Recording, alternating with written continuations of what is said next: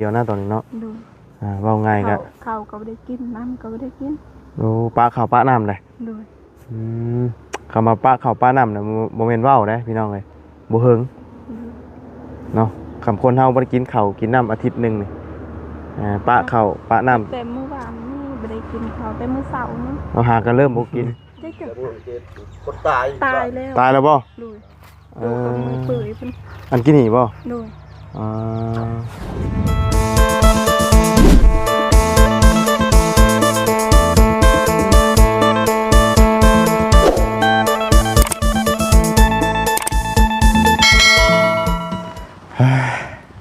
นั่งปลูกมันก่อนพี่น้องเอ้ย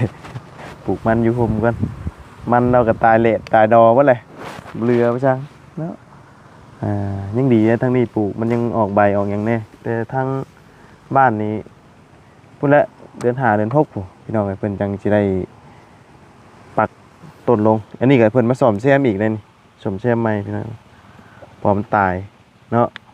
ถือว่าซ่อมแซมใหม่ก็หลายเติบมันตายลงพี่น้องตายหาแต่รับเบิดเนาะมันแดดได้พี่น้องมื้อนั่นฝนตกอยู่ทางบ้านป้าเนาะแต่ว่าทางนี้บ่ได้ตกพี่น้องเอ้ยแต่ว่าเห็นยังฝนฟ้าอากาศเตือนเข้ามาอยู่ว่าสิมีฝน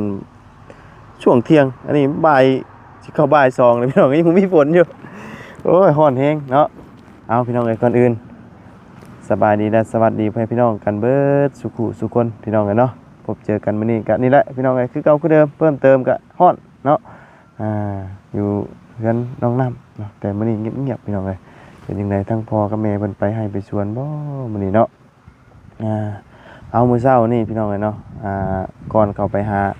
เพื่อนน้องวิพี่น้องเอ้ยเนาะแวะก็หาบ่าวเอ็ดเพิ่นพี่น้องเอ้ยโอ้เนาะบ่ปากบ่นั่นเลยเนาะเฮาเข้าไปหาก็บ่คือช่างเฮาเลยนะพี่น้องเอ้ยเนาะเอ้ากะยาเพิ่นดอกพี่น้องเอ้ยเนาะ FC เพิ่นก็เนาะนี่แหละคนลืมบุญลืมคุณเพิ่นว่าเนาะอันนี้ก็แล้วแต่พี่น้องเอ้ยเนาะเฮาก็บ่ได้ซีเรียสแล้วเนาะแต่ว่าเฮาก็ถามอยู่เด้หลายรอบเลยเนาะถามก่อนสิเปิดคลิปก็บ่ปากบ่เพิ่นก็เลยไปถามน้องอีกเบิ่งว่าทั้งผัวทั้งเมียบัดนี้คือบ่สนใจเนาะก็เลยไปแบบอายๆบ่บุญก็ได้พี่น้องเอ้ยเอาเนาะบัดนี้เฮาก็มีแต่แล้วทั่วทั้งเฮือนน้องวิแล้วก็แม่นจบพี่น้องเอ้ยเขตบ้านแก่งจองคือบ่มีแล้วบาทที่นี่พี่น้องเอ้ยเนาะเหลือแต่อันนั้นทางมายาวมันก็ขึ้นเฮือนชานน้องแพนหรือว่าเทพื้นนั่นแหละพี่น้องเอ้ยเนาะส่วนแถวนั้นเป็นเฮือนน้องเอสนี่ก็แม่นบ่ได้เข้าใกล้เลยแหละมันบ่ได้มีหยังเลยพี่น้องเอ้ยเนาะจบเบิดเลยเนาะเอาไปจอดห่มต้นมะม่วงหั่นก็มีแต่เข้าไปเฮือนน้องวิก็จบไปแล้วบ้านนี้พี่น้องเอ้ยเนาะบ่มีหยังแล้วมีแต่โดนๆเทื่อเนาะสิได้เข้าไปเยี่ยมยามถามข่าวเนาะให้เพิ่นดำรงชีวิตเพิ่นบัดนี้เฮาก็มีแต่ไปเบิ่งครอบครัวใหม่เนาะทุกเคสทุกครอบครัวเนาะหลังจากที่มีกินมีใช้แล้วก็เฮาก็ต้องไปเคสใหม่เรื่อยๆพี่น้องเนาะเฮาก็บ่ได้จมปักโดนๆเทื่อเฮาจังเข้าไปอัปเดตถามข่าวเนาะคือเพื่อนน้องน้ำตัวนี้ก็ยังบ่ทันได้แล้วเนาะเฮาก็สิมาเรื่อยแน่เนาะพุ่นแหละพี่น้องเอ้ยรอตีนเสาเนาะตีนเสานี่ก็กำลังเร่งมืออยู่พี่น้องเอ้ยเนาะเนาะเอาเพื่อนน้องไซมื้อเช้านี่ก็ยังบ่ได้เข้าไปหาเพิ่นเลยเห็นทางเมียเราว่าบุญเพิ่งก็เครียดนักพี่น้องเอ้ยนอนบ่หลับตื่นมาไปเฮ็ดเวียกอยู่จีนเลยเนาะหนีไปเฮ็ดเวียกอยู่จีนน่ะเราเครียด ปกติเราได้พี่น้องเอ้ยเนาะเป็นน้ำสร้างเพิ่นเฮ็ดบ่เป็นเนาะสร้างเฮ็ดบ่ได้มันก็เลยกลายเป็นงานที่วางไว้น่ะปูนน่ะอย่างบ่พอมันก็ประมาณ20ปลายหรือว่า22 23เนาะอันนี้มื้อเช้านี้ยังมีการไปซื้ออีกเล็ก1กระสอบเนาะทางน้องดาวเพิ่นเว้านะเนาะแต่ว่าบ่ได้ถ่ายคลิปหรอกไปซื้อมาแล้วก็ปาดหนามันอีกพี่น้องเอ้ย โหยหนามันอีก เท่ากับเบิด19สอบเลยเฉพาะ4ห้องนะเนาะ4ห้องบัดนี้ต้องมาอีกหลัก10เพราะว่ามันมีอันกันเปื้อนนี่นำพร้อมเด้เนาะหลัก10จังสิได้พอนะเนาะเอามีแต่เราลุงเฮิมเพิ่นมาเนาะเพราะว่างบนำลุงเฮิมเพิ่น น่าจะมีเนาะมีบ่ประตูน จังหวะเดี๋ยวเราว่าเดี๋ยวสิขึ้นไปเบิ่งแค่นึงเนาะ อื มี ม ทั้ง แม่เพิ่นนั่นแหละ แม่เพิ่นที่ว่าซอยนี่บ่ แม่นที่ว่ารับ ในส่วนนี้ ในส่วนนี้แห่ใต้นั่นแหละในลมกับข่อยโยเมื่อคืนนี่ทั้งแม่เพิ่นว่าสิรับผิดชอบเบิด รับผิดชอบอยู่ อืม ในส่วนที่มันบ่พอหั่นนะ โดยบ่ต้องห่วง เป็นหยังเรา อืม มีแต่ว่ารอถ้าลุงเพิ่มขึ้นมาก่อน ว่าไงเพิ่นให้ลุงเฮิมเป็นผู้ดำเนินการ แม่นเป็น อ่า ตัวแทนนั่นแหละ อืม เป็น อืม การบุญให้ โดย มีต่ แล้ววันนี้ ทางลุงขึ้นมาก่ ทั้ อง น ทั้งแม่เพิ่นโทรหาประตูนว่าบ่ต้องเป็นห่วงเนาะถ้าลุงเฮิมมาเพิ่นจัดการให้เบิด แม่ เนาะ แม่ เอา นั่นแหละ มีแต่ลุงเฮิมมามื้อนี้ก็ซื้อปูนซื้อหยังก็จังมาให้สร้างเนาะมื้อนี้สร้างเพิ่นไปกลมินแล้วพี่น้องเอ้ย แม่ เนาะไปกลมันไปปลูกมันสิแหละนี่เนาะแดดร้อนครับเอาเนาะก็ติดตามเบิ่งกันว่าสองห้องนั้นเพิ่นเจ็ดด้วยวิธีใดพี่น้องเอ้ยเนาะไปเมื่อพุ่นน่ะจังแวะถามข่าวบ่าวบุญคงพี่น้องเอ้ยเนาะนี่ นี่ไปเฮ็ดเวียกจีนเหรอเมียเราอะ นอนบ่หลับ เครียดหนักน้องชายก็เป็นได้ให้กับปึกปี้เจ้านี่ อันนี้ อืม แกเบิดทุกคน อืม แกเครียดอันนี้แหละแกเรื่องคอมเมนต์ที่พี่น้องเพิ่นนี่อัน ตำหนิสร้าง สร้างนะ บังเอิญสร้างก็เป็นลุงตัวเอง สร้างเป็นลุงเจ้าของนะเรื่อง สมปีเพิ่นสิเว้าเลยเนาะคือหยังคือเอาขี่ทาลานนะเพิ่นว่า ลายอยู่พี่น้องไงเนาะ กับบุตรีเพิ่น กับบุตรีเนาะคือ เข้าใจ เพราะว่าในเมื่อเฮ็ดมันบ่ถูกตามหลักสูตรมันก็แน่นอนล่ะ อืม บ่ว่าแต่ FC เฮาก็สร้างบอกอยู่ เฮา เนาะ ก็คือกันเฮาก็ติเฮาก็บอก นั่นน่ะ โดย เฮาก็บ่ติเพิ่น FC เพิ่นว่ามาก็ได้ อืม แต่ว่ามันทั้งอีหลาใจเพิ่นก็คือว่าได้เล็กน้อยเนาะ อืม เพิ่นก็แต่น้องเพิ่นก็บ่ได้ว่าโกรธ FC หรอก อืม แต่น้องเพิ่นก็ แค่เครียด เครียด อื นั่นแหละ มบ่ได้ให้บ่เครียดหรอก แม่นเพิ่นก็บวกกับบ่เป็นหยังดอกงานมันผิดก็แก้ไขไม่ได้แค่ว่ามันปูนและทรายที่ว่ามัน กำหนดไว้ มัน ตา มันบ่ ที่กำหดไว้ มันบ่พอ มันบ่พอ มันเฮ็ดบ่ถูกเด้ แม่น มันก็เลยกลายเป็นใส่งบประมาณเพิ่มไปอีก ชิ้นเปลืองเพิ่มนะ อ่า แต่มันก็บ่ได้ว่าผิดอิหยังมากมายดอก แล้วค่อยเห็นว่าอหย่างคอมเมนต์บ่ มีคอมเมนต์หนึ่งบ่ ว่าอหย่างเอาสายบุญวางแผนกัน แม่น แบ่งเงินกัน แม่นมีคอมเมนต์มาทั้งข่อย เออ เพิ่น แบ่ง ว่าร่วมหัวกันกับช่าง บ่ให้มันบ่พอ ให้มัน สิบ่ บ่พอหรือว่าอันเฮ็ดจิละขาดเกินหรือว่า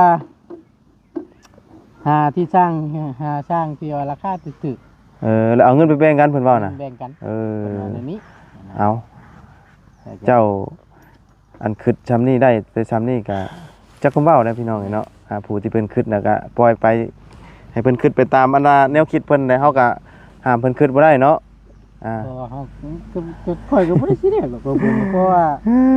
มันเป็นไปบ่ได้อยู่แล้วหั่นน่ะ อืม ก็สิว่าเฮาบ่ได้ ถ้าเจ้า จตนาแนวนั้น ถ้าเจ้าอยากรู้รายละเอียดจริงเจ้าก็มาเบิ่งตัวจริงก็ได้ อืม เนาะถ้าว่าเฮา คุยกัน ว่าเป็น FC ติดตามเฮาแท้บ่หรือว่าจังได๋นะก็บ่ฮู้คือกัน บางเทื่อก็อาจจะเข้ามาแซะ แม่น เนาะ แม่น แต่ข่อยบ่ได้ซีเรียสหรอกนะ เพราะว่าข่อยอ่านแล้วก็บ่ได้ตอบ อ่านอยู่ได้พี่น้องคอมเมนต์แต่ว่าบ่ตอบเนาะบางเทื่อเฮาก็บ่ได้กดใจเลยก็ขอโทษขออภัยพี่น้องเอ้ยเฮาอ่านเพื่อเบิ่งไปเนาะแต่ว่าเฮาอันนั้นใดเฮาเก็บมาใส่ใจแล้วมันสิเรียกหลายเนาะถ้าจะเอาคอมเมนต์มาเว้านี่นะ โอ้ย บ่ได้ไปใส่พี่น้องนั่งอยู่เพื่อนเว้ามื้อหนึงที่หาคลิปพี่น้องเอ้ยเนาะ แม่น เพราะว่ามัน คือจั่วไปนั่นแหละ ทั่วไปเนาะ นั่งเว้า โดย บ่ได้ลงสนาม นั่งเว้าผู้นั้นผู้นี้เอ้าออกรถใหม่อีกแล้วสิพี่น้องเอ้ยเนาะก็เว้าไปเนาะ สิแล้ว มาเบิ่งจุข่อยนี่กว่าตากแดดหน้าดำนี่บ่มาเบิ่ง เนาะ ยามเฮ็ด อืม เฮ็ดงานบ่เห็นบ่ ว่าแต่จุข่อยได้เงินหลายก็เบิ่งในกว่าพี่น้องเอ้ย เบิ่งกันในกว่าเนาะหำเอาเนาะฮ้อนอบอ้าวเงียบๆทางนี้เป็นจังได๋เห็นแต่ไฟจุพี่น้องเอ้ยโอ้ทางห้องน้ำเฮาก็ได้ อยู่ผู้เดียวบ่มื้อนี้อยู่กับน้องให้น้องเพิ่นนอนอยู่พุ่นเนาะนี่แหละไม้ก็ตากไว้นี่มันมันเหือมันออกนี่เนาะวันนั้นมันยังเป็นน้ำอยู่เลยนี่เวลาเฮาอันนั้นนี่มันสิทั้งที่ดีน่ะพื้นที่เฮากว้างสิสร้างยังบ่ทันได้ย่อน่ะตากไว้ดีกว่าเนาะตากไว้เป็นแผ่นบ่กองกันไว้เนาะเฮ้ยมีไผนอนอยู่นี่ยังนอนอยู่บ่ฮัลโหลไปเบิดแล้วพี่น้องเนาะเนาะสบายดีเนาะปลากล้วยพี่น้องเอ้ยคักแท้นี่เนาะหอนแห้งเนาะกล้วยไม้ใช่ตัวนี้คักแท้กล้วยตัวนี้เนาะแซ่บกล้วยตัวนี้นะเอาเมื่อมันนั่นยังเหี่ยวอยู่ โดยยังเหี่ยว ยังเหี่ยว ยังบ่ชุกอยู่เอาแต่งวดก่อนพุ่นได้ตั้งแต่งวดเฮาบักเอาอยู่นี่ได้ โดย มันบ่ตึงเด้เบิ่งหวานนะเนาะ โดย หวานนะกล้วยนี่น่ะ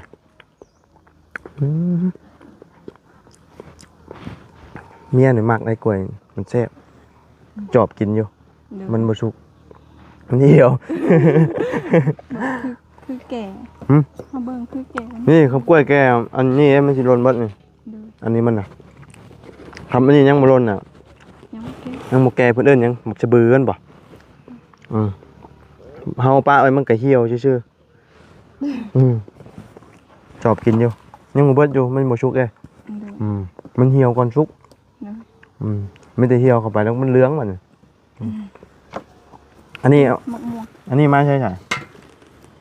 คือสุกคักแค่ ซื้อเอาเลย คือแบบนี้สุกคักนี่เนาะสิหาอันชื่อแบบตึงๆคักๆอยู่อยู่ไสแบบว่าเพิ่นขายแบบตึงๆคักๆนี่ หมดแล้ว หมดได้ โดย หมดคักเพิ่นแน่เนาะแถวนี้ก็เบิดแล้วเนาะ โดยหมดแล้ว บ่มีเลยเพราะว่ามันแซ่บและมันหวานแต่ก็พอดีกินเพราะหมากมันน้อยๆเด้พอดีปอกกินเนาะให้ทั้งพ่อกับแม่ไปใช้มื้อนี่ ไปเยี่ยมคนไข้ ไปเยี่ยมคนไข้ โดย อ๋ออยู่ใช้น่ะ ขอบคุณ อยู่นี่บ่ โดย เออ เพื่อนตัวบอลหลังขอนั้นซื้อกล้วยเพิ่น อ๋ออันเราไปเยี่ยมมื้อนั้นบ่ โดย มันป่วยเนาะ โดย ป่วยหนัก แขนมันเปื่อยไหม เขียนเปื่อย โดย เปื่อยจักข้าง ทางนี้ ข้างเดียว โดย เปื่อยแบบเน่าได้บ่ โดย แมงวันบ่จื้อปานหยังบ่ บอ เพิ่นทมไหมบ่ โดย อ๋อ แบบเขานั้นพัดลมซื้อ มันบ่เห็นมีเลือดบ่ บอมันเปื่อยซื้อ มันเปื่อย โดย เบาหวานไปจ้ะ บฮู ส่วนลายเปื่อยนี่อยากเป็นเบาหวานนะเนาะมันเป็นเองมันเหรอวะ โดย เบาหวานเนาะคำเปื่อยเป็นเบาหวานผู้เฒ่าดิ โดย แบบมีแต่นอนอย่างเดียวนะตอนนี้เนาะ โดย เว่าง่ายก็ เขาก็ไม่ได้กินน้ำก็ไม่ได้กิน โอ้ป้าข้าวป้าน้ำเลย โดย คำมาป้าข้าวป้าน้ำเนี่ยโมเมนต์ว่าวได้พี่น้องเลยบ่เฮิง เนาะคำคนเฮาบ่ได้กินข้าวกินน้ำอาทิตย์หนึงนี่ปะข้าวปะน้ำ แต่เมื่อวานนี่ไม่ได้กินข้าวแต่เมื่อเสาร์นี่ เราหากันเริ่มบ่กิน โดย เพราะว่าคนบ่กินข้าวกินน้ำคนป่วยแบบว่าประมาณอาทิตย์หนึงนี่แม่นนะตายเพราะว่าน้ำบ่ได้กินเด้ข้าวบ่ได้กินแล้วเพิ่นอ่อนเพลียเมื่อยว่าแหละเนาะคนป่วยนะตายไว้คำบ่ได้กินข้าวปลาน้ำเลยนะเอาฮ้อนเนาะมื้อนี้ก็ได้ว้าวดูหมูมีไผอยู่เลยมื้อนี้อยู่แต่น้องผู้เดียวนะ โดย ไปใช่เบิด เด็กน้อยมัดเขาไปเลี้ยง เด็กน้อยน่ะไปเล่นเนาะ โดย พ่อกับแม่ไปเยี่ยมคนป่วยน้องเอ้ยจักสิเฮ็ดหยังเนาะแต่ละมื้อก็มันแดดพี่น้องเอ้ยขนาดมันเพิ่นปลูกไว้ยังตายเนาะ โดย จนเพิ่นได้มาจนมาได้อันซ้อนไม้ใส่ไม้พี่น้องเลยจนว่ามาปลูกเพิ่มอีกยังตายอีกอยู่มันแดดเนาะ โดยเด็กเลย แดดแห้งพี่น้องเลย โ แล้วเฮาไปเอาฟืนที่นี่จนจะเป็นลมแดดแท้ ไปเอาพื้นอยู่ใช่ ไม่พอกัน อยู่พูพู โดย เออออกมาเลยเนาะ โดย อองเอาพี่น้องเลยเนาะแต่ว่าลมมันแดดลมอยู่มันแดดฮ้อนพร้อมอยากกินแต่น้ำเดี๋ยวนี้เดี๋ยวสิหาซื้อกระติกอันน่ะใส่น้ำก้อนก่อนจักกระติกหนึ่งพอได้กินน้ำ เอาน้ำก้อนใส่แล้วก็กินน้ำเลยนะปะไว้ในรถก่อนพี่น้องเลยรู้สึกว่าบไหวเลยบไหว มันหอม มันฮ้อนเดี๋ยวออกไปนี่แหละสิหาเบิ่งกระติกก่อนติ๊กน้อยๆพอดีซ้ำนี่นะพอได้ถอกน้ำใส่แล้วก็หรือว่าจะเอาเป็นลังแช่น้ำเย็นเอาเดี๋ยวเบิ่งก่อนซื้อกระติกกันจันบไหว้ซื้อน้ำเย็นนะ โดย บไหว้แล้วเนี่ยพี่น้องเราซื้อน้ำก้อนกินดีกว่ามันห่อนแห้ง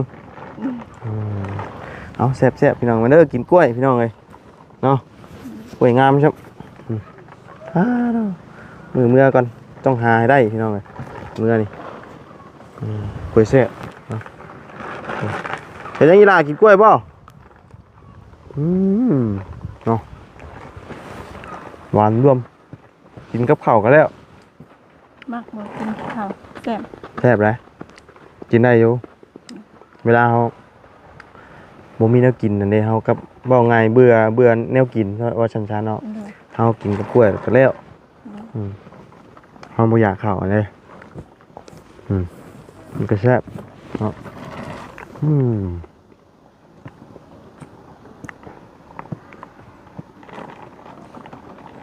ช่างเพิ่นก็รอตีนเช้าอยู่พี่น้อง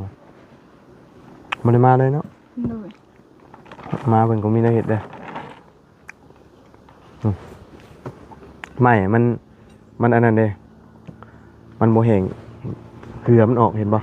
โดย เวลาเราเต็งกันนะตอนนั้นนะมีแต่ปล่อยให้มันออกแล้วไม่ต้องคุมมันจะได้แห้งมันเป็นไม้ดิบเด้ไม้ดิบเวลาปูนี่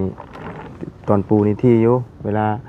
มันแห้งอันนั้นเหี่ยวห่างออกแล้วไม่ต้องปกมันเนาะตัวอ่อนแท้นี่บ่เลยอยากกินน้ำเย็นเลยได้บาดนี่สิหาทางเลยได้บาดนี่พี่น้องเลยรู้สึกว่าบ่ไหวแล้วมื้อนี้อยากกินแต่น้ำเนาะกินลายจนเป็นยังเพิ่นเอิ้นเป็นเอียบอกเอียน้ำเนาะ โดย กินลายหนูแม่นอย่างในเอียดีได้เนาะใครเนี่ยได้นี่เนาะหน้าแดงขึ้นได้นี่ค่ากินน้ำแดงนี่เป็นไดรู้สึกดีบ่กินนี่ ดี บ่ได้เมื่อยบ่ ได้ไปเฮ็ดเวียกได้มื้อถึงเวลาไปเฮ็ดเวียกก็มื้อ เอาไงช่วงนี้บัดกินแต่น้ำแดงก็บ่ค่อยได้ไปปานใดช่วงนี้เนาะ โดย เอาแนวเฮือนแนวชานพุ่นแหละจังหาเฮ็ดเวียกเฮ็ดงานเนาะคือว่าเนี่ยช่วงนี้ก็น้องเพิ่นก็บ่ได้ค่อยไปเพราะว่าบางเทื่อไปมากับพ่อเพิ่นพี่น้องเนาะเอานี่กินน้ำแดงเบิดมื้อเลยตุกนี่ ตุกหนึง ตุกหนึง โดย กินแต่เจ้าผู้เดียวบ่ โดย มันหวานแนะนำนี่นะก็มาใส่น้ำหน่อยมันหวานอันนี้พอดีแดงหน่อยหนึงนะนะ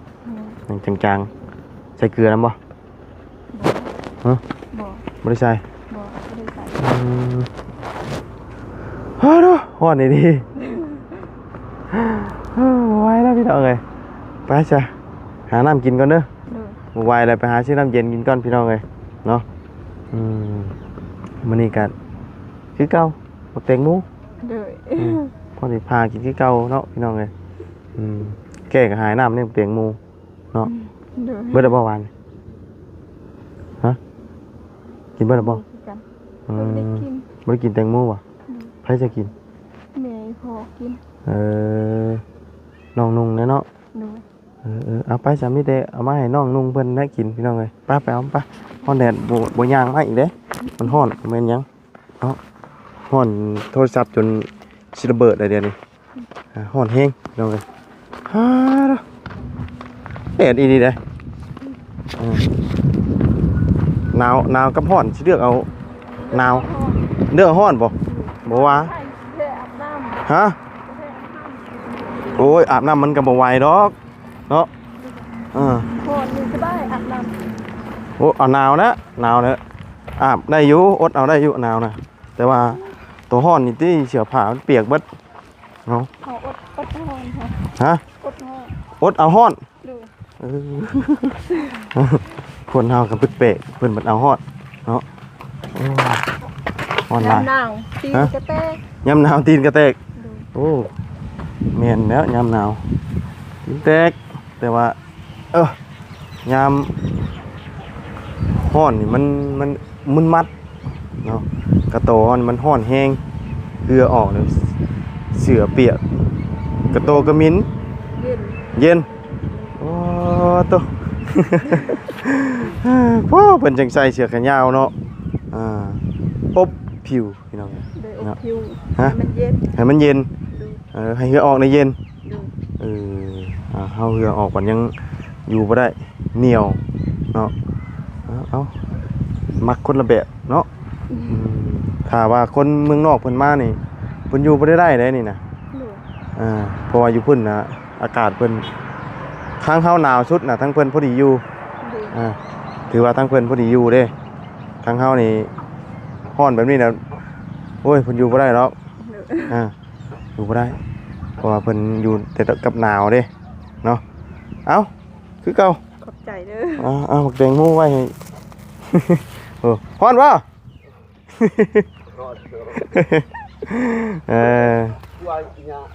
ใจไกลกี่เนี่ยเธอก็ตายยำมันใจเกิด คนตาย ตายแล้ว ตายแล้วบ่ ดูดูกับมือเปื่อยเป็น อันกินนี่บ่ ดู โดยเฮือนหลังใดก็ เพื่อนหลังมีเพื่อน หม่องขายกล้วยอันอยู่หั่นบ่ ดู อ๋อตายแล้ว ดู โดยเราไปยังจังน่ะ เราไปบอกคนท่าบ้านนี่ โอ้บอกคนว่าตายแล้ว ดู เพิ่นคือบ่ประกาศอโลเอาบ่มีมักอโล ดู เออ เป็นมีแต่เขาตีเต็งซื่อ ตีแต้งเอา ดู อ๋อว่าง่ายคนตายต้องย่างหาบอก ดู อืม ฝากนี่แหละผู้นี้บอก อืม มันมีหลาย โดยเรานี่เป็นคนบอกถ้าอยู่ในนี่เนาะ ด้วย หาย่างบอกว่าคนนั้นตายเด้อไปเบิ่งไปน้ำกันเนาะ ดู จับไปบายเพิ่นฟังอย่างเดียวได้พี่เนาะ ด้วย โดยเอาเนาะยังไงพี่น้องเลยเฒ่าโอเลยฮอดยามเลยเนาะคนเฮาฮอดเวลาก็ต้องตายเนาะ ด้วย ไปซะเนาะหากินน้ำกินได้หาซื้อน้ำเย็นก่อนเด้อ ด้วย โดยไปสบายดีล่ะเด้อเนาะเพื่อนเราก็บ่มีตู้เย็นพี่น้องเลยเนาะสิกินน้ำเย็นก็บ่ได้ บ่ไหวนะพี่น้องเลยไปซะพี่น้องเนาะสำหรับคลิปนี้ก็